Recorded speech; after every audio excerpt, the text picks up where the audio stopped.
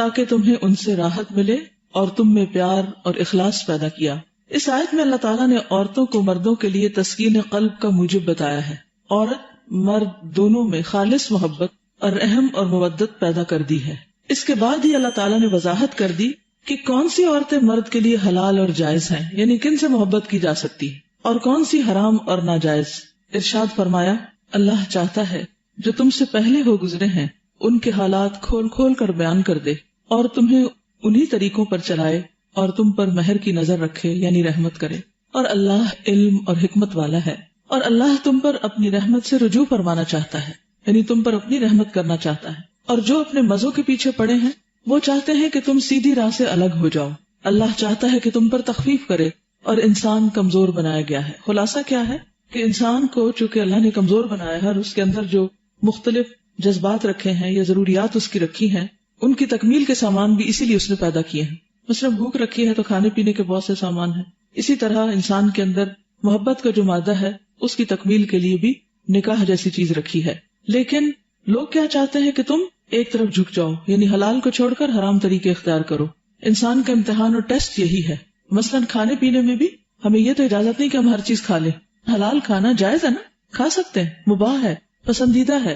لیکن اگر کوئی کہے کہ نہیں میں تو صرف روزے ہی رکھتا رہوں گا اور میں کھاؤں پیوں گا کچھ نہیں، جیسے کہ بخاری کی ایک حدیث سے ہمیں پتہ چلتا ہے کہ کچھ صحابہ نے نبی صلی اللہ علیہ وسلم کی غیر موجودگی میں حضرت عائشہ سے پوچھا آپ کے روزمرہ کے معمولات، تو انہوں نے کہا کہ وہ تو اللہ کے نبی ہیں اور بہت پہنچے ہوئے ہیں، تو ہم تو کمزور انسان ہیں، اس لیے ہم نہ شادی کریں گے، نہ کھائیں پیئیں گے اور نہ ہی سوئیں گے، یہ دنیا کے عیش و عشرت سے ہم منہ موڑ لیں گے۔ تو اس پر آپ صلی اللہ علیہ وسلم کو جب یہ بات پتہ چلی تو آپ بہت ناراض ہوئے اور آپ نے فرمایا نکاح من سنتی فمن رغب عن سنتی فلیس منی، نکاح میری سنت میں سے، جو اس سے منہ موڑے گا اس کو مجھ سے کوئی تعلق نہیں۔ تو اصل بات یہ ہے کہ اللہ کی حلال کردہ جائز چیزوں سے منہ موڑنا عبادت نہیں، لیکن ان کو حدود کے اندر استعمال کرنا، جائز اور حلال کو استعمال کرنا اور حرام سے کنارہ کشی کرنا، یہ ہے دراصل مطلوب، اور جو ایسا کرے وہی امتحان میں پاس۔ امام سفیان ثوری نے اس آیت کی تفسیر میں امام طاؤس عن ابیہ کی روایت پیش کی ہے کہ مرد عورتوں کو دیکھنے کے بعد صبر نہیں کر سکتے۔ حضرت جابر رضی اللہ تعالیٰ عنہ سے مروی ہے کہ رسول اللہ صلی اللہ علیہ وسلم کی نگاہ یکایک کسی عورت پر پڑ گئی۔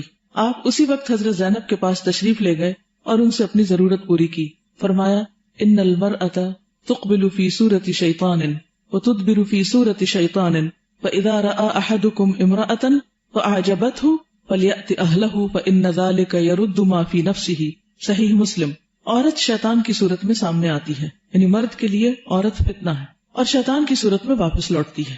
جب تم میں سے کسی کی نگاہ کسی عورت پر پڑ جائے اور اسے اپنی طرف متوجہ کر لے تو چاہیے کہ وہ اسی وقت اپنی بیوی کے پاس چلا جائے، اس سے اس کے نفس کے خیالات دور ہو جائیں گے۔ اس حدیث میں بہت سے فوائد ہیں۔ ایک یہ کہ اگر کسی عورت پر نگاہ پڑ جائے اور دل میں اس کی جانب سے خطرات اور خیالات پیدا ہو جائیں تو اپنی بیوی سے جو اسی عورت کی ہمجنس ہے اپنی حاجت پوری کر لی جائے۔ اس سے انسان کو اس طرح تسکین اور تسلی ہو جاتی ہے، جیسے ایک کھانے کے بجائے دوسرا کھانا کھا لینے سے اور ایک کپڑے کے بجائے دوسرا کپڑا پہن لینے سے تسکین اور تسلی ہو جاتی ہے۔ مزید یہ کہ رسول اللہ صلی اللہ علیہ وسلم نے حکم فرمایا کہ اگر کسی عورت کی خوبصورتی شہوت برانگیختہ کر دے، یعنی مرد کے جذبات کو ابھار دے، تو اسی وقت اس کا علاج کر لیا جائے، اور اس کا بہترین علاج یہ ہے کہ اپنی بیوی سے اپنی خواہش پوری کر لی جائے۔ اس سے شہوت کم ہو جاتی، یعنی وہ خیالات اس کے ختم ہو جائیں گے۔ یہ حکم ایسا ہی ہے جیسا کہ آپ صلی اللہ علیہ وسلم نے دو باہم محبت کرنے والوں کے متعلق عقد نکاح کر دینے کا حکم دیا تھا۔ ایک مرفوع حدیث میں مروی ہے لم یرى للمتحابین مثل النکاح، باہم محبت کرنے والوں کے لیے نکاح سے بہتر کوئی چیز نہیں۔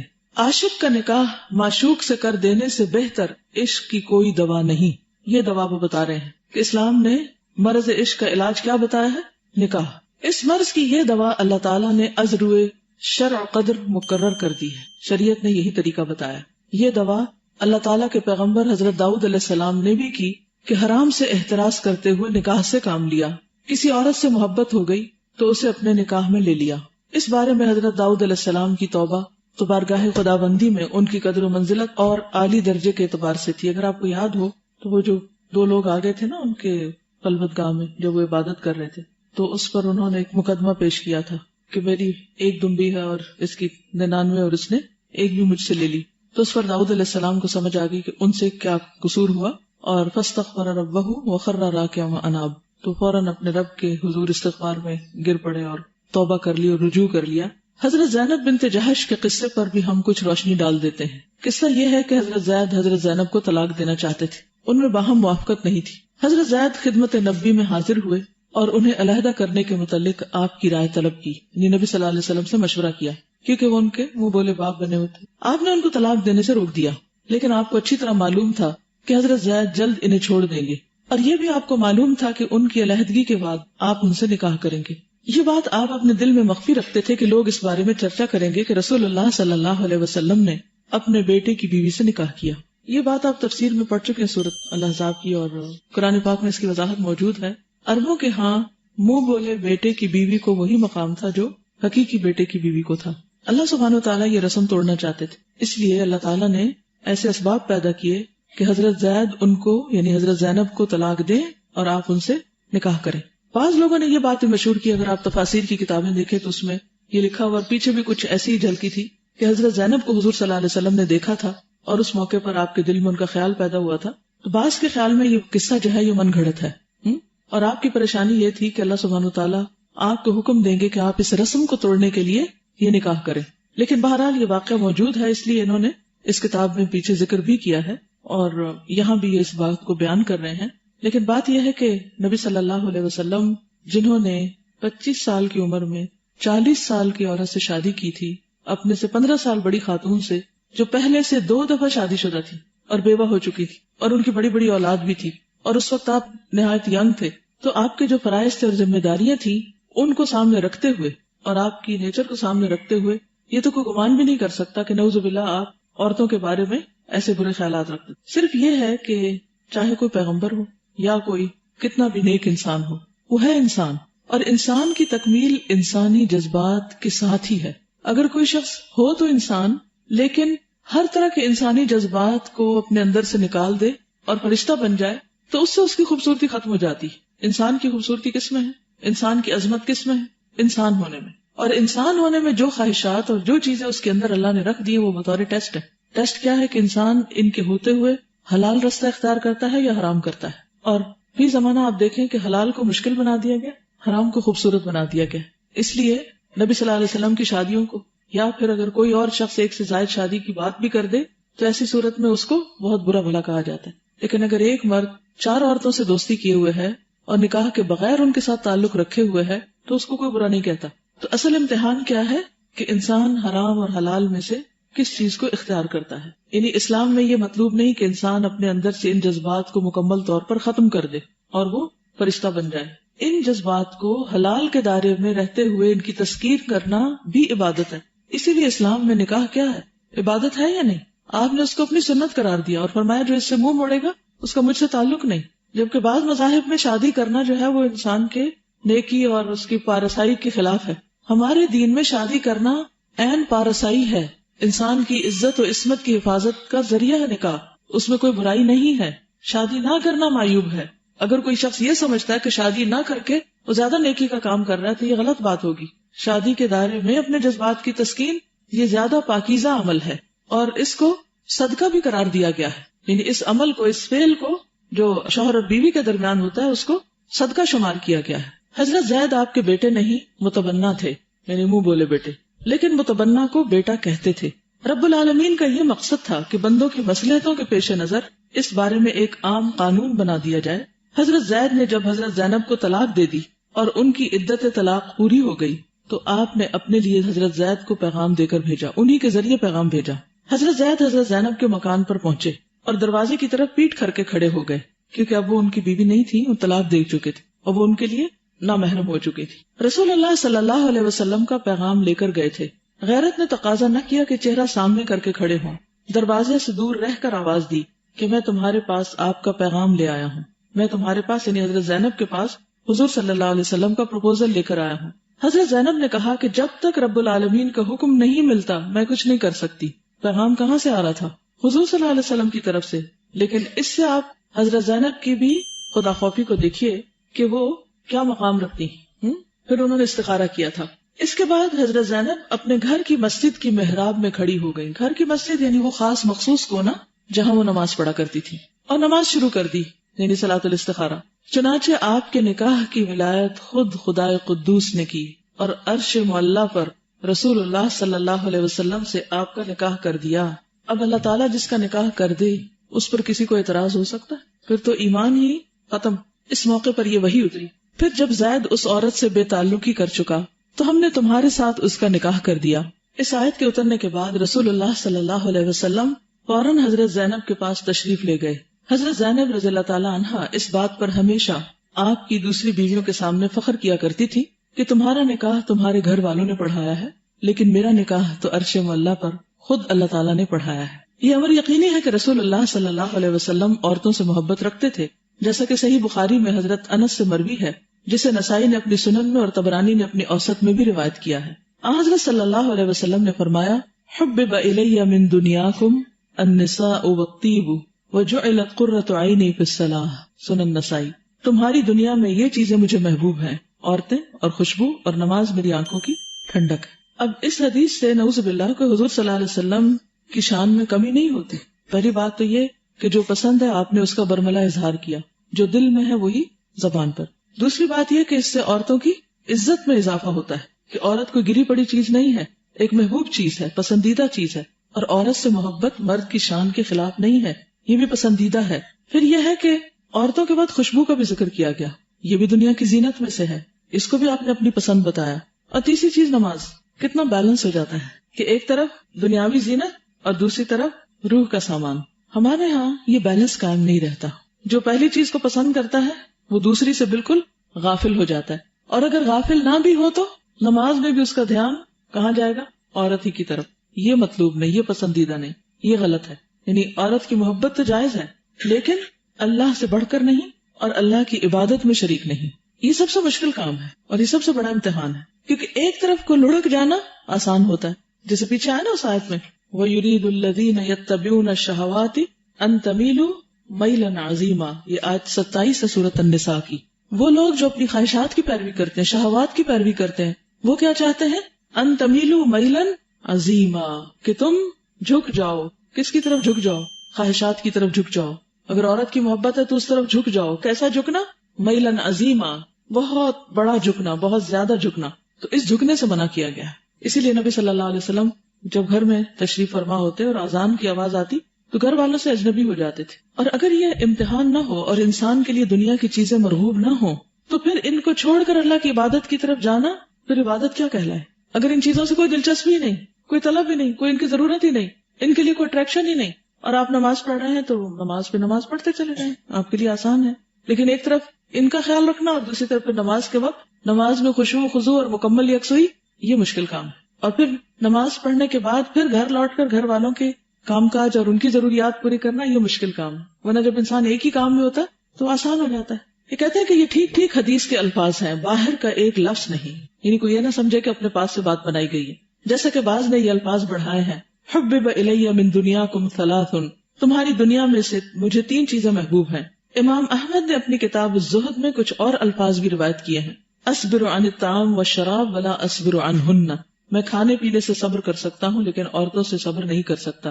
یہ ایک اور حدیث کے الفاظ ہیں. اللہ تعالیٰ کے دشمن یہودی رسول اللہ صلی اللہ علیہ وسلم سے حسد کرتے اور کہتے تھے کہ محمد صلی اللہ علیہ وسلم کا بڑا مقصد یہ ہے کہ عورتوں سے شادیاں کرتے رہیں، اور آج بھی آپ کو اس پر بلیم کیا جاتا ہے یا نہیں؟ یعنی آپ کی شان میں گستاخی کرنے کے لیے سب سے بڑا یہی حربہ آزمایا جاتا ہے. اللہ نے یہود کے خیالات کی تردید فرمائی اور جتا دیا کہ آپ کی شان نہایت بلند ہے.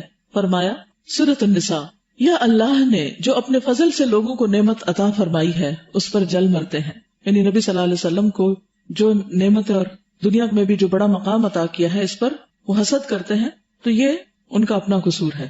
ورنہ یہ تو اللہ کا فیصلہ ہے، جس سے جو چیز چاہے دے، جس کو جس چیز کی چاہے رخصت عنایت فرمائے. امام الحنفاء حضرت ابراہیم خلیل علیہ السلام کے نکاح میں حضرت سارہ جیسی حسین و جمیل اور دنیا جہاں کی عورتوں سے زیادہ خوبصورت عورت تھی، پھر بھی آپ نے حضرت ہاجرہ سے اپنا رشتہ قائم کیا. حضرت داؤد علیہ السلام کے پاس 99 بیویاں تھیں، لیکن ایک اور عورت سے محبت ہو گئی تو اس سے نکاح کر کے 100 پوری کر لی. حضرت داؤد علیہ السلام کے بیٹے حضرت سلیمان علیہ السلام ایک رات میں 99 بیویوں کے پاس جایا کرتے تھے. کئی لوگوں نے اس کی بہت کیلکولیشن کی اور بہت سی باتیں کی، لیکن بات یہ ہے کہ پیغمبروں کا معاملہ بعض اوقات عام انسانوں سے مختلف ہوتا ہے. وہ جانے کی صورت کیا تھی، ان سے بات چیت کرنا، ان کو وزٹ کرنا، زیارت کرنا، ان کو دیکھنا، یا کوئی اور تعلق. تو اس لیے جتنا شریعت نے بتایا ہے اتنا انسان پڑھ لے اور وہیں پر خاموش. اور اس سے آگے اس کی ڈیٹیل میں جا کے اگر عقل نہیں مانتی کسی بات کو تو اس پر دین کو کنڈیم نہیں کرنا چاہیے. ان روایات کو ایز اٹ از لے لینا چاہیے، کیونکہ ایسی روایات بعض لوگوں کے لیے بہت فتنے کا ذریعہ بنی اور انہوں نے ان کو پکڑ کے باقی سارے دین کو بھی ایک طرف رکھ دیا. اس وقت کے حالات کیا تھے، کیا صورتحال تھی، کیا مواقع تھے، اس کی ضرورت کتنی تھی، کیا تھا، اللہ ہی بہتر جانتا ہے. اور ہمارے دین میں تو اس کی اجازت نہیں ہے، لیکن پچھلی شریعتوں میں اس کی اجازت تھی. ظاہر ہے کہ اللہ نے ان لوگوں کو چنا اور یہ چنے ہوئے لوگ کو غلط کام تو نہیں کر سکتے، جو بھی کریں گے اللہ کے اذن سے ہی کریں گے. اور پھر حضرت داؤد علیہ السلام کی عبادت کا حال بھی آپ نے پڑھا ہوگا. کیا کرتے تھے؟ ایک دن روزہ رکھتے تھے اور ایک دن ہم میں سے کون ہوگا جو ایسا کرتا ہوگا؟ یعنی ہم یہ تو ضرور دیکھ لیتے ہیں اچھا اتنی شادیاں کی، لیکن یہ نہیں دیکھتے کہ ان کی پھر باقی عبادت کا کیا حال تھا. انہوں نے اپنی راتوں کو کس طرح تقسیم کر رکھا تھا، اپنے دن کے اوقات کو کیسے تقسیم کر رکھا کہ کچھ وقت حکومت کے لیے، لوگوں کو تعلیم دینے کے لیے اور کچھ اپنی عبادت کے لیے. تو بات یہ ہے کہ پیغمبروں کو اللہ تعالیٰ نے یا بعض انسانوں کو اللہ تعالیٰ نے دوسروں کے مقابلے میں عبادت کی یا باقی چیزوں کی قوت زیادہ دے رکھی ہوتی ہے. ایکسیپشنل کیسز ہوتے ہیں، وہ اس کی حقیقت کیا ہے اللہ ہی کو زیادہ معلوم ہے. یہاں یہ صرف ریفرنس کے طور پر کوٹ کر رہے ہیں، آپ کو اس کو ایسے ہی لے لیجئے. اور یہ دلیل کس چیز کی دے رہے ہیں کہ عورت سے محبت کوئی ناجائز کام نہیں اگر وہ حلال طریقے پر ہو. رسول اللہ صلی اللہ علیہ وسلم سے کسی نے پوچھا کہ آپ کو کس بیوی سے زیادہ محبت ہے؟ آپ نے فرمایا عائشہ سے. حضرت خدیجہ الکبریٰ کے متعلق پوچھا گیا تو آپ نے فرمایا انی رزقت حبھا، مجھے ان کی محبت دی گئی ہے، یعنی میرے دل میں ڈالی گئی ہے. بس معلوم ہوا کہ عورتوں سے محبت کرنا انسانی کمالات میں سے، یعنی اگر پیغمبروں نے کی ہے تو عام انسانوں کے لیے کوئی بری بات نہیں ہے. حضرت ابن عباس فرماتے ہیں خیر هذه الامه اکثرهم نساء، اس امت کے بہترین آدمی یعنی حضور صلی اللہ علیہ وسلم کی طرف اشارہ ہے، وہ ہیں جس کی بیویاں زیادہ تھیں. امام احمد نے فرمایا کہ جلولہ کی فتح کے موقع پر حضرت عبداللہ بن عمر کے حصے میں ایک باندی آئی جو نہایت خوبصورت تھی. اس کی گردن ایسی تھی گویا چاندی کی سراہی ہو. اسے دیکھ کر حضرت عبداللہ سے صبر نہ ہو سکا اور لوگوں کی موجودگی میں اسے چومنا شروع کر دیا. یہ جلولہ خراسان کے راستے میں پڑتا ہے. 16 ہجری میں مسلمانوں اور ایرانیوں میں یہاں سخت جنگ ہوئی تھی. اب یہ ایک واقعہ ہے، وی ڈونٹ نو کہ کیا اوتھینٹسٹی ہے. عبداللہ بن عمر کے بارے میں بھی ان کی عبادات اور ان کے جو دین سے شغف اور ان کے تقوی کے بارے میں آتا ہے، وہ کسی سے چھپا ہوا نہیں ہے. لیکن بہرحال یہاں انہوں نے اس واقعے کو اس لیے کوٹ کیا ہے، اور ان کا بھی اس عورت کے ساتھ تعلق جو تھا وہ کوئی حرام نہیں تھا، وہ ان کے حصے میں آئی تھی. اس واقعے سے امام احمد نے اسیر شدہ باندیوں سے فائدہ اٹھانے کے جواز پر استدلال کیا ہے. استبراء رحم سے قبل جمع اور ہم بستری کے سوا دوسرا فائدہ اٹھایا جا سکتا ہے، بخلاف اس باندی کے جو چند آدمیوں میں مشترک ہو. اس سے کسی قسم کا بھی فائدہ اٹھانا جائز نہیں، کیونکہ مشترک باندی میں یہ امکان ہے کہ کسی کا حصہ فسخ ہو جائے، اور ایسا ہو تو غیر کی باندی سے فائدہ اٹھانا لازم آئے گا جو حرام ہے. یعنی اگر ایک غلام عورت ایک مرد کے لیے مخصوص ہے تو اس سے ایسا فائدہ اٹھایا جا سکتا ہے، لیکن اگر وہ 4-5 آدمیوں کے حصے میں آئی ہے تو پھر اس سے جسمانی تعلق کسی کا بھی نہیں ہوگا. ویسے وہ ان کی ملکیت ہوگی کہ باقی کام کاج اس سے لے سکتے ہیں. رسول اللہ صلی اللہ علیہ وسلم نے ایک عاشق کے حق میں معشوقہ سے سفارش فرمائی کہ اس سے نکاح کر لے، لیکن معشوقہ نے انکار کر دیا. یہ بات مغیث اور بریرہ کے قصے میں موجود ہے. مغیث نے بریرہ کو طلاق دینے کو تو دے دی، لیکن اب اس کے پیچھے پھرنے لگے اور اس کے فراق میں زار و قطار روتے، اور ایسے روتے کہ آنکھوں سے آنسوں کی جھڑیاں لگ جاتی. مغیث کی یہ حالت دیکھ کر حضرت صلی اللہ علیہ وسلم نے بریرہ سے کہا لو راجعتیہ، اگر تم اس سے رجوع کر لو، یعنی اس کے نکاح میں پھر چلی جاؤ، یعنی وہ اجازت دو تو وہ تم سے رجوع کر لے، یا تم اسے رجوع کی اجازت دو. بریرہ نے کہا یا رسول اللہ آپ مجھے حکم دے رہے ہیں؟ آپ نے فرمایا نہیں، میں سفارش کر رہا ہوں. بریرہ نے کہا یا رسول اللہ اب مجھے ان کی ضرورت نہیں. اس کے بعد حضرت صلی اللہ علیہ وسلم نے اپنے چچا حضرت عباس سے کہا یا عباس الا تعجب من حب مغیث بریرہ ومن بغضها له، اے عباس کیا مغیث کی محبت اور بریرہ کی ان سے نفرت پر آپ کو تعجب نہیں ہوتا؟ یعنی اس سے یہ مطلب نہیں کہ اگر کوئی شخص کسی پہ عاشق ہو ہی گیا ہے تو اب لازماً اس کی شادی کر دی جائے.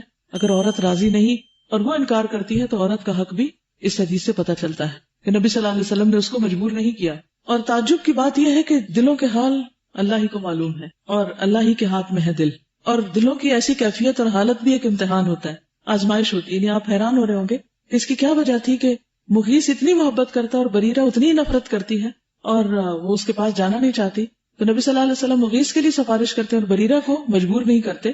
یعنی دلوں کے معاملے بہت عجیب ہیں، یہ مراد ہے. تو اس لیے کسی کے ایسے حال کو دیکھ کر اس پر ملامت کرنا اور یہ کہنا کہ وہ بہت ہی کوئی برا آدمی ہے، اس سے پناہ مانگنی چاہیے، کیونکہ ایسا نہ ہو کہ کسی کا مذاق اڑائے وہ تو اس مصیبت سے نکل جائے اور آپ پھنس جائیں. یعنی کسی بھی آزمائش میں کسی انسان کو کسی کے اوپر بات کرنے کا حق نہیں.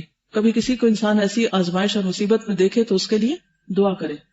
حضرت صلی اللہ علیہ وسلم نے مغیث کو اس محبت کی وجہ سے برا بھلا نہیں کہا کیونکہ اس کو محبت غیر اختیاری ہے. حضرت صلی اللہ علیہ وسلم نے اپنی تمام ازواج مطہرات میں باری تقسیم کر دی تھی اور سب سے مساوات برت رہے تھے، لیکن پھر بھی بارگاہ الہی میں التجا کرتے ہیں، اللہم ھذا قسمی فیما املک فلا تلمنی فیما لا املک. صحیح بخاری. اے اللہ، جو میرے اختیار میں ہے میں نے اس طرح تقسیم کر دی، لیکن جو میرے اختیار میں نہیں ہے اس میں مجھے ملامت نہ کر. حالانکہ آپ صلی اللہ علیہ وسلم کو چوائس دی گئی تھی کس بات کی؟ چاہے تو آپ تقسیم کریں اور چاہے تو نہ کریں، اس کے باوجود آپ نے تقسیم کی. یعنی محبت غیر اختیاری چیز ہے، محبت غیر اختیاری چیز ہے، اس میں ملامت نہ کرنا، اور یہ اس آیت کی اتباع ہے. اور تم بہت چاہو لیکن یہ تم سے نہیں ہو سکتا کہ کئی بیویوں میں پوری برابری کر سکو، پورا عدل نہیں ہو سکتا. یعنی محبت اور جماع میں مساوات اور برابری کرنا بہت دشوار ہے. اس لیے اللہ نے اس فرمان کے بعد ارشاد فرمایا کہ مساوات دشوار ہے، لیکن تم ایک ہی عورت کی جانب کلیتاً جھک نہ پڑنا. فلا تميلوا كل الميل فتذروها كالمعلقة. تو بالکل ایک ہی کی طرف مت جھک پڑنا. خلفائے راشدین جو سب سے زیادہ رحم دل تھے، اس شاق کے حق میں جائز معشوقوں سے سفارش کر دیا کرتے تھے، جیسا کہ حضرت ابوبکر صدیق اور حضرت عثمان کا عمل بتایا جا چکا ہے. حضرت علی کا بھی یہی عمل تھا. ایک مرتبہ رات کے وقت کسی عرب کے لڑکے کو، یعنی عربی کو، کسی کے گھر میں پا لیا، یعنی ان کے گھر وہ گیا ہوا تھا جسے لوگوں نے پکڑ لیا تھا. لڑکے سے آپ نے پوچھا کہ تیرا کیا قصہ ہے، کیونکہ لوگ اسے چور قرار دے رہے تھے. اس نے کہا میں چور نہیں ہوں، سچا قصہ یہ ہے، تعلقت فی دار الرباح خریدتاً یذل لها من حسن منظرها البدر لها فی بنات الروم حسن ومنظر اذا افتخرت بالحسن عانقها الفخر فلما طرقت الدار من حب مهجتي اتيت وفيها من يوقدها الجمر تبادر اهل الدار بي ثم صيحوا هو اللص محتوم له القتل والاسر. ترجمہ انہوں نے لکھا نہیں، لیکن مفہوم اس کا یہ ہے کہ میں یعنی اس گھر کی ایک لڑکی سے محبت کرتا تھا، اور وہ اتنی خوبصورت تھی کہ جس کے لیے چاند بھی جھک آئے. یذل لها من حسن منظرها البدر، 14ویں کا چاند بھی اس کے لیے سر تسلیم خم کر دے. اور بنات الروم جو ہے یعنی رومی لڑکیاں، ان کے اندر جو حسن ہے اسی قسم کا حسن اس کے اندر ہے. اور اگر حسن کی بنا پر کوئی فخر کرے تو یہ لڑکی جس سے میں محبت کرتا ہوں وہ اس پر فخر کر سکتی. تو کہتا ہے کہ میں اس محبت کی وجہ سے اس گھر میں گیا تھا، اور جو گھر والے تھے وہ انہوں نے چلا کے کہا کہ یہ چور ہے اور اس کے اوپر قتل اور قید کرنے کا حکم لازم ہے. حضرت علی نے یہ قصہ سنا تو آپ پر رقت طاری ہو گئی. یعنی یہ شعر سنے، کیونکہ شعروں کی زبان میں اپنا مدعا جب بیان کیا جاتا ہے تو اس کا اثر کچھ اور ہوتا ہے. اور محلب بن رباح سے کہا، کیونکہ دار الرباحی ہے نا، کہ اس عورت کے بارے میں اس پر رحم کرو، یعنی جس کے گھر میں وہ گیا تھا. محلب نے کہا اس سے پوچھیے کہ یہ کون شخص ہے. اس نے کہا یہ نحاس بن عیینہ ہے. اس نے کہا اچھا لے جاؤ یہ باندی میں نے اسے بخش دی. ٹھیک ہے، یعنی جس باندی کے لیے وہ گیا تھا اس گھر میں حضرت علی نے سفارش کرا کے وہ باندی اس کو دلوا دی. سمجھ آ گیا واقعی؟ اوکے. حضرت معاویہ نے ایک باندی خریدی، اس سے آپ کو انتہا درجے کی محبت تھی. ایک دن آپ نے اسے یہ شعر پڑھتے سنا، وفارقته كالغصن يهتز في الثرى فريرا وسيما بعدما ترى شاربه. حضرت معاویہ نے اس سے پوچھا ایسا کون شخص ہے، یعنی وہ لڑکی کسی اور کی محبت میں گرفتار تھی جس سے حضرت معاویہ محبت کر رہے تھے. اس نے کہا مجھے میرے پہلے آقا سے محبت ہے جہاں سے انہوں نے خریدی تھی. حضرت معاویہ نے اسی وقت اسے واپس کر دیا، اور اس جاریہ کا داغ محبت ہمیشہ آپ کے دل پر رہا. اس سے کیا پتہ چلتا ہے کہ انہوں نے اپنے اوپر، اپنے جذبات پر اس عورت کے جذبات کو ترجیح دی کہ ٹھیک ہے اگر تم کسی سے محبت کرتی ہو تو میں تمہیں واپس وہیں بھیج دیتا ہوں. اور انہوں نے اس کو بھیج دیا. حالانکہ آپ خلیفہ تھے، آپ چاہتے تو زبردستی بھی رکھ سکتے تھے. اس سے ان لوگوں کی خدا خوفی کا پتہ چلتا ہے. یہ جتنے بھی واقعات ہیں ان سب سے ایک بات پتہ چل رہی ہے، اور وہ یہ محبت ہونا ایک فطری امر ہے، لیکن محبت ہونے کے بعد چوائس آپ کے پاس ہے. Choice is yours. کیا کہ آپ چاہیں تو اس محبت کے حصول کے لیے غلط راہ اختیار کریں، حرام کام کریں، چوری چھپے کچھ کریں، ناجائز طریقے اختیار کریں، یا پھر کوئی جائز طریقہ اختیار کریں. اور اگر جائز طریقہ ممکن نہیں، کوئی راستہ ہی نہیں، تو پھر کوشش کے ذریعے اپنے آپ کو، اپنے نفس کو روک کر حرام سے نکال کر حلال کی طرف لے جائیں. واضح ہو گئی بات؟ یعنی چلے آپ کہتے ہیں کہ اس میں تو ہماری چوائس ہی کوئی نہیں کہ محبت ہو گئی، ٹھیک ہے نا، لیکن اس کے بعد تو چوائس ہے نا، یا نہیں؟ مثلا آپ کے پاس چوائس ہے کہ آپ کو بھوک لگے یا نہ لگے، ہے چوائس. یا کوئی کھانا آپ دیکھیں اس کی خوشبو سونگے تو آپ کو اچھی نہ لگے، نہیں ہوتا نہیں چوائس. لیکن یہ چوائس تو ہے کہ اگر وہ کھانا کسی اور کا ہے تو آپ نہ اسے کھا جائیں، یا یہ کوئی نہیں چوائس آپ کے پاس، یہ ہے نا. اب ایک طرف وہ خوشبو آپ کو ستا رہی ہے اور آپ بھوکے بھی ہیں، تو آپ کہہ سکتے ہیں کہ بھوکے انسان کے لیے تو شاید یہ جائز ہو تو اللہ تعالیٰ معاف کرنے والا کھا لو. نہیں کھا سکتے، کیونکہ وہ آپ کا نہیں ہے. وہاں آپ کو نفس کو کنٹرول کرنا پڑے گا، اپنے آپ کو کنٹرول میں رکھنا پڑے گا. یہی تو آیت کا مطلب ہے وَنَهَى النَّفْسَ عَنِ الْهَوَىٰ فَإِنَّ الْجَنَّةَ هِيَ الْمَأْوَىٰ. اگر یہ ہوا نہ ہو تو امتحان کس چیز کا؟ کوئی ٹیسٹ ہی نہ ہو، پھر تو بڑی آسان زندگی ہو. لیکن جب انسان کسی آزمائش میں پڑ جاتا ہے اور پھر وہ دیکھتا ہے کہ یہ کچھ پسندیدہ چیز نہیں اللہ کے نزدیک، تو دلدل میں ہوتے ہوئے بھی جیسے کوئی ڈوب رہا ہوتا ہے نا کسی چیز میں، آپ سمجھے کہ آپ نے پانی میں چھلانگ لگا دی اور آپ ڈوب رہے ہیں، تب یہ تھوڑی کہیں گے کہ اب گرمی ہے تو پانی میں رہتے ہیں. جان جائے گی آپ کی، آپ اس سے لطف اندوز نہیں ہو سکتے، آپ کسی نہ کسی چیز کو پکڑ کے باہر آئیں گے کہ نہیں مجھے مرنا نہیں ہے. اسی طرح جب انسان کسی ایسے فتنے میں گرفتار ہو جاتا ہے کہ جس کے بعد اس کا حرام کی طرف میلان ہونے لگتا ہے یا وہ غلط کام کرنے لگتا ہے، اللہ کی نافرمانی کے دائرے میں داخل ہونے لگتا ہے، حدود کراس کرنے لگتا ہے، تو وہاں سے اپنی بات کھینچنے کی نہیں، اس کی مجھے اجازت نہیں ہے. ٹھیک ہے میرے دل پہ اگر زخم لگ چکا ہے تو لگ چکا ہے، اس کو میں اللہ کی خاطر برداشت کروں گا، لیکن حرام میں نہیں جاؤں گا. یہ ہے سیکھنے کی اصل بات. ورنہ ان کہانیوں سے یہ نہ سمجھے کہ آپ اپنے لیے اس کو جائز قرار دیں کہ یہ تو جی اب ہمارے دل میں اللہ نے رکھ ہی دی ہے، اور اگر ہم کسی فتنے میں پڑ چکے ہیں تو اب اس کی ہمیں کھلی اجازت ہے، اور اب جو بھی ہو چپکے سے شادی کر لیں.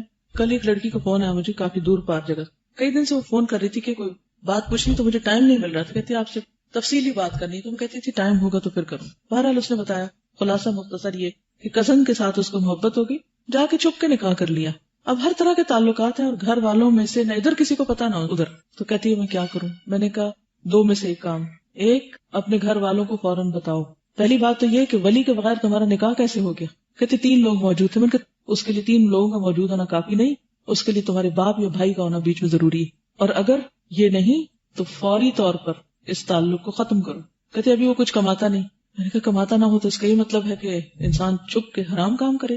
تو بات یہ ہے کہ بہت سے لوگ اس طرح کی چیزوں کو اپنے لیے، یعنی یہ نہ ہو کہ یہ واقعات پڑھ کے کہ جو عورت کی محبت تو طبعی ہے اور مرد اب مجھ پہ مائل ہو چکا ہے تو میں اس کا دل کیسے توڑوں، اور جا کے تو کہیں آپ نکاح کر لیں یا اس کے پھندے میں پھنس جائیں. اس کی کہیں کوئی اجازت نہیں، یہ ہرگز جائز نہیں. نکاح کرتے ہیں ماں باپ، باپ کرتا ہے، ولی کرتا ہے، اور اس کا اعلان کیا جاتا ہے. چھپا ہوا نکاح کوئی نکاح نہیں ہوتا. اگر وہ راضی نہ ہو تو ان کو کسی طریقے سے راضی کرایا جائے، لیکن معروف طریقے سے ہی تعلق ہونا چاہیے، حرام طریقے سے نہیں، کیونکہ کوئی بھی حرام طریقہ جو ہے بالآخر انسان کے لیے ہلاکت کی طرف لے جانے والا ہے. وہ پیچھے ہم نے پڑھا ہے نا کہ جو زنا کرے گا وہ یلقا اسامہ یضاعف له العذاب یوم القیامہ، دگنا عذاب اس کو دیا جائے گا قیامت کے دن. کہ ایمان ہوتے ہوئے اور دوسری طرف دین پڑھتے پڑھاتے ہوئے یہ کام، اس کی کوئی گنجائش نہیں. چھپا ہوا نکاح نکاح نہیں ہے. زمخشری نے اپنی ربیہ کے اندر ایک واقعہ لکھا ہے کہ زبیدہ جب مکہ معظمہ جا رہی تھی. کون تھی زبیدہ؟ کس کی بیوی؟ ہارون الرشید. راستے میں ایک دیوار پر یہ شعر لکھے دیکھے، اما فی عباد اللہ او فی امائہ کریم یجل الہم عن ظاہل العقل لہ مقلۃ اما الماء فی فقریحۃ واما الحشا فالنار منہ علی رجلی. زبیدہ نے نظر مانی کہ اگر میں ان کے لکھنے والے کو پا لوں تو میں ضرور اسے اس کے محبوب سے ملا دوں گی. یعنی کس نے یہ شعر لکھے؟ اس نے لکھا کیا تھا؟ اما کوئی نہیں ہے فی عباد اللہ اللہ کے بندوں میں سے، او فی امائہ یا بندیوں میں سے، کریم جو ایسا معزز ہو، یجل الہم جو دور کر دے اس ہم کو، غم کو، عن ظاہل العقل اس شخص سے جس کی عقل ماری گئی ہے، مجنون ہو چکا ہے کسی کی محبت میں. ہے کوئی جو میری مدد کرے؟ بیسیکلی اس نے مدد کے لیے پکارا تھا. اور دوسرے مصرے کا مطلب یہ ہے کہ جو اس کی آنکھیں ہیں وہ آنسو بہا بہا کے ایک طرح سے زخمی ہو چکی ہیں، یا یہ ہے کہ اس کے پاؤں جو ہیں ان میں چھالے پڑ چکے ہیں، یعنی محبوب کی تلاش میں. تو کوئی ایسا نہیں کہ جو اس پریشانی کو دور کر دے.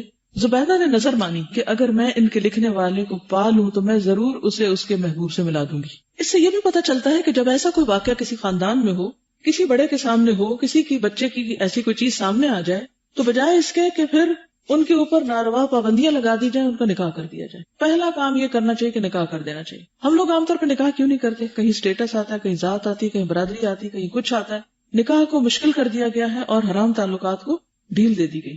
لڑکیوں کے لیے حجاب، ستر، تنہا نکلنے پہ کوئی پابندی نہیں، وہ جہاں جائیں چاہیں، دن کو جائیں، رات کو جائیں، کس کے گھر رہیں، کہاں جا رہی، کوئی پرواہ نہیں. اور بعضوں کو جانتے بوجھتے ہوئے ماں باپ اپنی آنکھوں پہ پردہ ڈالے رکھتے ہیں، اگنور کیے رکھتے ہیں.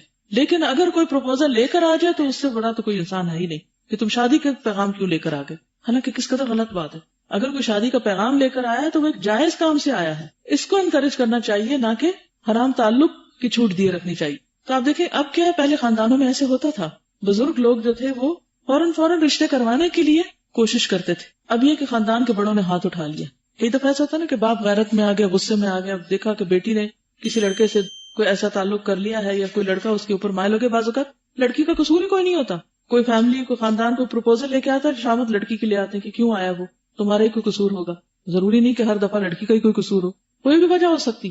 تو اس میں کیا ہوتا تھا، بیچ میں بہن پڑ گئی، بیچ میں خالہ پڑ گئی، کوئی آ گیا بیچ میں، انہوں نے باپ کو بنا لیا، رشتہ کرا دیا، کام ختم ہو گیا. اب کیا ہے، ایسے سارے رشتہ دار تو اپنی اپنی دنیا میں، وہ تو کوئی آگے آتا نہیں. اور بعض اوقات یا بھائی غصے میں جلدی آ جاتے ہیں، غیرت میں آ جاتے ہیں، اس وقت ان کی غیرت جاگ جاتی ہے. اگر ان کو یہ نہ پتا ہو کہ کوئی پسند کرنے والا آیا تو وہ نکاح کر دیں گے، لیکن اگر انہیں خبر بھی ہوگی نا، کہیں سے شک بھی پڑ گیا کہ یہ کہیں پسند کی وجہ سے کوئی رشتہ لینے آیا، تو پھر وہ تو اب ہو ہی نہیں سکتا. یہ انتہائی غلط چیز ہے، ایسا نہیں ہونا چاہیے. اس لیے نوجوانوں کے ساتھ ساتھ ماں باپ کو بھی کتاب پڑھنی چاہیے کہ اب ملکہ زبیدہ جو ہے وہ کیا رول پلے کر رہی ہیں. وہ اپنے ملک میں سے، اپنے علاقے میں سے ایک فتنہ ختم کر رہی ہیں کہ اس طرح کے شعر دیواروں پہ لکھنا کوئی اچھی بات ہے، ان کی شادی کراؤ، بات ختم کرو. چنانچہ زبیدہ مزدلفہ میں تھی، اس نے سنا کوئی یہی شعر پڑھ رہا ہے. کسی خیمے میں سے یہ شعر سننے کی آواز اس کو آئی. زبیدہ نے اسے بلا لیا اور پوچھا. اس نے کہا یہ شعر میں نے اپنی چچا زاد کے لیے لکھے، نہیں میری کزن ہے تو میں اس کے لیے شعر لکھتا ہوں. میرے چچا کے گھر والے اس لڑکی کا نکاح مجھ سے کرنے کا انکار کر رہے ہیں، وہ نہیں کر رہے. ان لوگوں نے قسم کھائی ہے کہ اس کا نکاح میرے ساتھ نہیں کریں گے، اور عام طور پر یہی قصہ آج بھی ہے. یہ قصہ سننے کے بعد زبیدہ نے اس کے قبیلے کے لوگوں کو بلایا، کیونکہ ظاہر اتھارٹی تھی، اور تمام کو مالا مال کر دیا. انہیں منا کر اس لڑکی کا نکاح اس سے کر دیا. نکاح کے بعد زبیدہ نے لڑکی کی جانچ کی تو معلوم ہوا کہ وہ بھی اس نوجوان پر عاشق اور فریفتہ تھی، بلکہ اس نوجوان کو جس قدر اس سے عشق تھا، اسے اس سے کہیں زیادہ اس نوجوان سے عشق تھا. زبیدہ ہمیشہ اپنے اس کام کو اپنے تمام نیک کاموں سے بہتر سمجھتی رہی اور اس پر فخر کرتی رہی کہ اس نے یہ نیکی کی ہے اور 2 ایسے لوگوں کو ملا دیا ہے. کہا کرتی تھی کہ مجھے اس کام سے جس قدر خوشی ہوئی کسی کام سے نہیں ہوئی. میں نے ایک نوجوان لڑکے اور لڑکی کو ان کے مقصد تک پہنچا دیا اور ان دونوں کا نکاح کر کے ایک جگہ جمع کر دیا. خرائطی نے کہا ہے کہ سلیمان بن عبد الملک کے پاس ایک غلام اور ایک باندی تھی. ان دونوں میں انتہا سے زیادہ عشق و محبت. بعضوں کے سرونٹس میں ہوتا ہے نا کوئی ایسا معاملہ. ایک دن اس غلام نے اس جاریہ کے نام یہ اشعار لکھے: وَلَقَدْ رَأَيْتُكِ فِي الْمَنَامِ كَأَنَّمَا، میں نے تجھے خواب میں دیکھا ہے گویا کہ اسقیتنی من ماء فیک البارد، کہ تو نے مجھے پانی میں سے جو تمہارے پاس ٹھنڈا ہے وہ پلایا ہے. وَكَأَنَّ كَفُّكِ فِي يَدِي، اور گویا تمہاری ہتھیلی میرے ہاتھ میں ہے. وَكَأَنَّنَا بِتْنَا جَمِيعًا فِي فِرَاشٍ وَاحِدٍ، اور میں نے خواب میں دیکھا کہ ہم دونوں نے ایک بستر میں رات گزاری. فَطَفِقْتُ نَوْمِي كُلُّهُ مُتَرَاقِدًا، تو میری ساری نیند ختم ہو گئی اور میں جاگتا رہا. لِأَرَاكِ فِي نَوْمِي وَلَسْتُ بِرَاقِدٍ، تاکہ میں تجھے اپنے خواب میں دیکھ سکوں اور میں جاگ نہیں رہا. باندی نے اس کے جواب میں لکھ بھیجا: خیرن رأیت وکلما ابصرتہ، بہت اچھا ہے جو تم نے دیکھا اور ٹھیک دیکھا ہے. ستنالہ منی برغم الحاسدی، تم مجھے پالو گے حاسدوں کے حسد کے باوجود. انی لارجو ان تکون معانقی وتبیت منی فوق ثدی الناہدی، بہت ہی فحش شعر ہے، میں ترجمہ نہیں کر سکتی. واراک بین خلاخلی ودمالجی واراک فوق ترائبی ومحاسدی. ترائب اور صدی یہ سارے معنی آپ کو معلوم ہوں گے. تو بہرحال وہ اس نے بھی اسی قسم کا فضول سا جواب دیا کہ میں نے بھی تمہیں اپنے ساتھ رات کو دیکھا ہے. سلیمان کو یہ قصہ معلوم ہوا تو اس نے دونوں کا نکاح کرا دیا اور دونوں کو خلعت اور مال سے خوب نوازا. جامع بن مرجیہ نے لکھا ہے کہ میں نے مفتی مدینہ سعید ابن المسیب سے دریافت کیا کہ آدمی کسی سے عشق و محبت رکھے تو کوئی گناہ ہے؟ انہوں نے جواب دیا کہ ملامت اس پر ہے جو تمہارے اختیار میں ہو، یعنی دل پر اختیار نہیں انسان کا. اس کے بعد سعید نے فرمایا اللہ کی قسم یہ مسئلہ مجھ سے کسی نے نہیں پوچھا، اور اگر کوئی دوسرا پوچھتا تو میں جواب بھی نہ دیتا، اور اگر جواب دیتا تو یہی دیتا جو تمہیں دیا ہے. اب یہ لکھتے ہیں کہ عورتوں سے عشق 3 قسم کا ہے. ایک وہ جو عین تقرب الہی اور اطاعت اور ثواب کا موجب ہے، اس کو انڈر لائن کر لیں. ایک عشق محبت ثواب کا باعث ہے. یہ وہ ہے کہ مرد اپنی بیوی یا باندی سے محبت کرے، یہ عشق مفید اور موجب اجر و ثواب ہے. یعنی شوہر کا بیوی سے محبت کرنا کیا ہے؟ باعث اجر و ثواب ہے، جو عام طور پر ناپید ہے، کیونکہ شیطان نے اس سے پھیر دیا لوگوں کو. کیوں؟ شادی سے پہلے پھر بھی کوئی اظہار کر لیں گے، لیکن شادی کے بعد منہ موڑ جائیں گے. تو بات یہ ہے کہ بیوی سے اظہار محبت کرنا باعث اجر و ثواب ہے. کیوں؟ اس لیے کہ انسان پھر دائیں بائیں نہیں دیکھتا، نگاہیں حرام سے بچتی ہیں. یہ عشق مفید اور موجب اجر و ثواب ہے. یہ عشق انسان کو ان مقاصد کی طرف لے جاتا ہے جن مقاصد کے لیے نکاح مشروع ہوا ہے. یہ عشق اس سے اس کی آنکھ اور قلب کو غیر کی جانب مائل ہونے سے روکتا ہے. یعنی شوہر بیوی دونوں ایک دوسرے کے لیے حفاظت کا ذریعہ بنتے ہیں. اسی سبب سے یہ عشق عند اللہ اور عند الناس قابل تعریف سمجھا جاتا ہے. ہمارے معاشرے میں تو اس کو بھی کوئی اچھا نہیں سمجھتا. وہ کہتے ہیں زن مرید ہو گیا، بیوی کی ہر بات مانتے، ہر وقت بیوی کا خیال ہے، بیوی کو بہت ترجیح دے رہا ہے. ماں ہی حسد کرنے لگ جاتی ہے کہ مجھ سے زیادہ ابھی اپنی بیوی سے کیوں پیار کرتا ہے.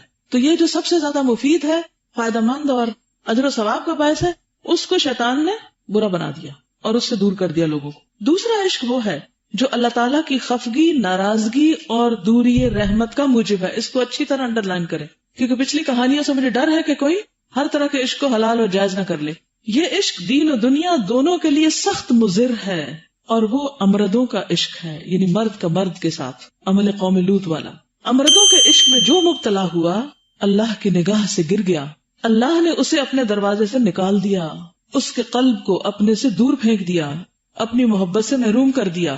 یہ بندے کے لیے بڑے سے بڑا حجاب ہے، یعنی اللہ اور بندے کے درمیان، جو اسے اللہ سے دور رکھتا ہے.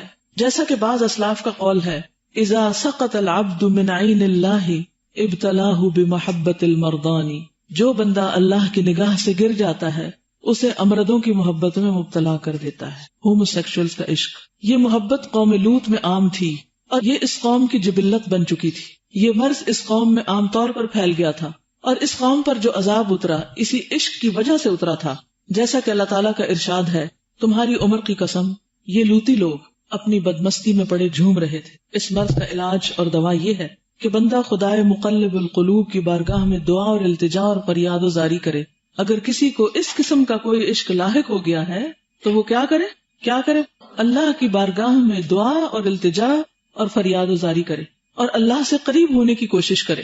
اپنے کو ہمیشہ ذکر الہی میں مشغول رکھے، اور پوری صدق دلی کے ساتھ اللہ کے سامنے روئے، گڑ گڑائے اور اللہ سے تعلق جوڑے.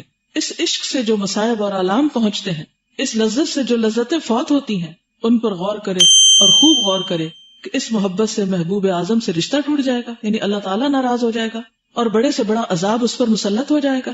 ان تمام باتوں کے بعد بھی آدمی اپنے محبوب اعظم کے مقابلے میں اس محبوب کو ترجیح دیتا ہے، تو اسے چاہیے کہ اپنی جان پر تکبیر جنازہ پڑھ لے اور سمجھ لے کہ یہ بلا اور مصیبت پوری طرح اس پہ قابو پا چکی ہے، جس سے نجات اور درستگاری دشوار ہے. کیا سمجھ میں آیا؟ یعنی اگر کوئی شخص ایسے کسی فتنے میں مبتلا ہو تو اسے اپنے اوپر اپنا جنازہ خود ہی پڑھ لینا چاہیے، کہ گویا وہ ہلاک ہو چکا ہے، وہ اللہ کی نظروں سے گر چکا ہے، یہ کوئی معمولی جرم نہیں ہے. تیسرا عشق وہ ہے جو مباح اور غیر اختیاری ہے. مثلا کسی کے سامنے ناگہانی طور پر کوئی عورت آ گئی اور بلا قصد و ارادہ ناگہانی طور پر اس پر نگاہ پڑ گئی، اس سے اس کے اندر عشق کی آگ بھڑک اٹھی. وہ پہلی نظر کا جو معاملہ نا، لیکن اس عشق کی وجہ سے اس سے کوئی گناہ سرزد نہیں ہوا، یعنی بس اتنا ہی ہوا اور ختم معاملہ. اس نے کوئی نافرمانی نہیں کی، یعنی اس نے عورت کا پیچھا نہیں کیا یا کوئی کانٹیکٹ نہیں کیا، کسی قسم کا کوئی اظہار بھی نہیں کیا. یہ عشق غیر اختیاری ہے، اس پر نہ کوئی مواخذہ ہے نہ ملامت. لیکن اس قسم کے عاشق کے حق میں زیادہ سے زیادہ مفید بات یہ ہے کہ تا امکان اس کی مدافعت کرے اور اللہ تعالیٰ سے عشق و محبت کا رشتہ مضبوط کرنے کی کوشش کرے. یہ چیز اس کے حق میں سب سے زیادہ مفید اور سود مند ہے. نیز اس پر فرض ہے کہ اپنا عشق چھپائے اور اس کی ابتلاؤں پر صبر کرے. صبر کرنے سے اللہ تعالیٰ اسے بہت بڑے اجر و ثواب سے نوازے گا. اس نے جتنا صبر کیا، گناہ سے بچتا رہا، خواہشات سے اجتناب کیا، اللہ کی رضامندی تلاش کی، اللہ نے اس کے صلے میں جو کچھ عطا فرمایا ہے اسے مقدم سمجھا، تو اللہ تعالیٰ اسے بہت کچھ دے گا. اس کا عوض اور بدلہ بہت بھاری اور قیمتی ہوگا. کہ انسان آزمائش میں تو پڑ گیا انسان ہونے کے ناطے. بالکل ایسے ہی نا کہ انسان کسی مہلک بیماری کو کیچ کر لیتا ہے، جیسے ایوب علیہ السلام نے صبر کیا تھا اپنی بیماری پر، تو یہ بھی ایک بیماری ہے نا، دل میں لگ گئی، لیکن اس نے بس منہ بند کر لیا، کسی سے کوئی ذکر نہیں کیا، کسی بھی طرح کوئی اظہار نہیں کیا. تو اس صبر پر اس کو جو اجر ملے گا وہ بہت ہی بھاری ہے، بہت بڑا، بہت قیمتی. مثلا ایک عورت شادی شدہ ہے، اب وہ شادی شدہ عورت ہے، بچے ہیں، اس کا گھر ہے، سب کچھ ہے، اس کے ساتھ کوئی ایسا معاملہ ہو گیا کہ کسی مرد کا خیال اس کے دل میں آ گیا. یہ جو ہمارا مخلوط معاشرہ ہے نا، بعض لڑکی شادی کے بعد پڑھتی کو ایجوکیشن میں، گھر والے دور ہیں اور وہ پڑھ رہی ہے ایسے ماحول میں، تو کہیں ایسی کو صورت پیش آ گئی. اب اس کو پتا ہے کہ وہ شادی شدہ ہے، وہ وہاں سے طلاق نہیں لے سکتی، وہ بچے نہیں چھوڑ سکتی اور اس مرد سے شادی کر بھی نہیں سکتی، یعنی ایک سچویشن بتا رہی. تو ایسی صورت میں اس کو کیا کرنا چاہیے؟ اگر خیال دل میں آ گیا تو اس جگہ سے فوراً ہٹنے کی کوشش کرے، کثرت سے توبہ استغفار، اور کسی سے ذکر نہ کرے، نہ کسی سہیلی سے، نہ دوست سے، اور نہ ہی جس کے بارے میں خیال ہے اس سے بھی ذکر نہ کرے، کیونکہ بعض اوقات دوسرے انسان کو خبر بھی نہیں ہوتی.